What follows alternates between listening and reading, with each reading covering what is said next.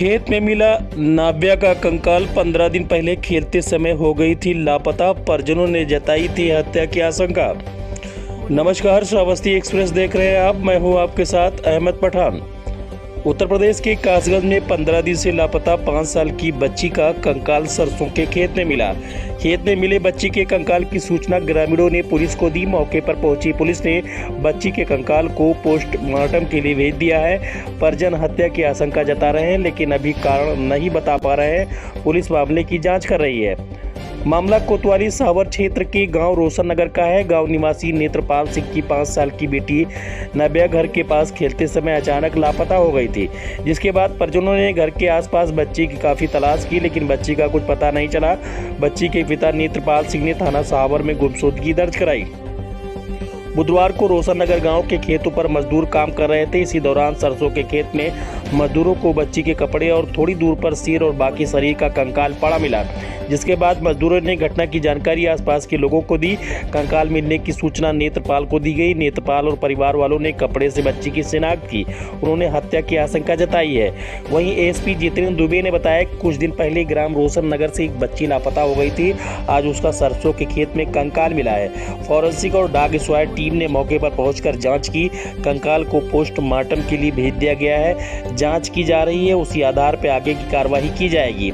दरअसल सावर थाना क्षेत्र के रोशन नगर गांव में रहने वाले नेत्रपाल सिंह पुत्र नथु सिंह उर्फ नेताजी की 5 वर्ष की बेटी नाव्या घर के पास खेलते समय लापता हो गई थी। इसके बाद परिजनों ने कई दिनों तक आसपास के क्षेत्र में तलाश किया।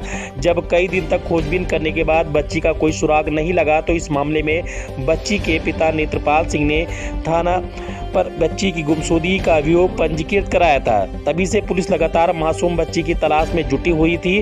वहीं सुबह रोशन नगर गांव में खेतों पर मजदूर काम कर रहे थे। इस दौरान सरसों के खेत में मजदूरों को बच्ची के कपड़े और थोड़ी ही दूर पर सर और बाकी शरीर का शव पड़ा हुआ नजर आया। इसके बाद तत्काल मजदूरों ने घटना की जानकारी आसपास के लोगों को दी। गाँव के नेत्रपाल की बच्ची भी लापता थी, तो शव मिलने की सूचना पर नेत्रपाल को दी गई। आनन फानन में नेत्रपाल और परिजन सरसों के खेत में पहुंचे। बच्ची के कपड़े देखकर नेत्रपाल ने बच्ची की शिनाख्त अपनी पुत्री के रूप में की। बच्ची की हत्या किए जाने की जानकारी मिलते ही परिवार में कोहराम मच गया। वहीं गांव में ऐसी भी चर्चा है कि तंत्र मंत्र जादू टोने के चलते भी बच्ची की हत्या की जा सकती है। तत्काल घटना की जानकारी सावर थाना पुलिस को दी गई। सूचना मिलते ही मौके पर थाना पुलिस के अलावा एडिशनल एसपी जितेंद्र दुबे, क्षेत्राधिकारी सावर दीप कुमार पंत मौके पर पहुंचे और शव को कब्जे में लेकर पोस्टमार्टम के लिए भिजवाया। एडिशनल एसपी कासगंज जितेंद्र दुबे ने बताया कि कुछ दिन पहले रोशन नगर गांव से एक 5 वर्षीय बालिका लापता हो गई थी।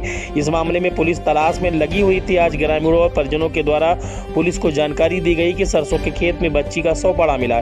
इसके बाद फॉरेंसिक और डॉग स्क्वाड की टीम के द्वारा मौके पर साक्ष्य एकत्रित किए गए हैं और शव को पोस्टमार्टम के लिए भेज दिया गया है। आगे जो भी तथ्य सामने निकल कर आएंगे, उनके आधार पर कार्रवाई की जाएगी और जल्द ही इस घटना का खुलासा किया जाएगा। विगत दिनों थाना सावर पर एक 5 वर्षीय बालिका के गुम होने की सूचना प्राप्त हुई थी। इस सूचना पर अपराध पंजीकृत करके उसकी तलाश जारी थी।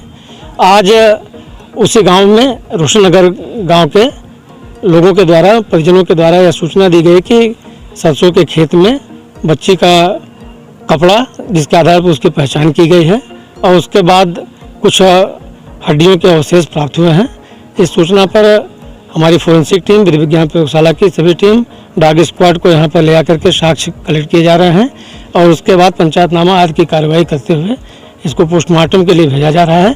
अन्य जानकारी करके साक्ष्यों के आधार पर हम इस पर अग्रिम विधिक कार्रवाई करेंगे। सर, कुछ ग्रामीण हैं, उनका कुछ कहना है कि यहाँ पर जो बच्ची का जो कत्ल हुआ है, कुछ बताया जाता है कि जादू तंत्र को लेकर कुछ इसकी हत्या की। नहीं, हर पहलुओं पर हम लोग जांच करेंगे।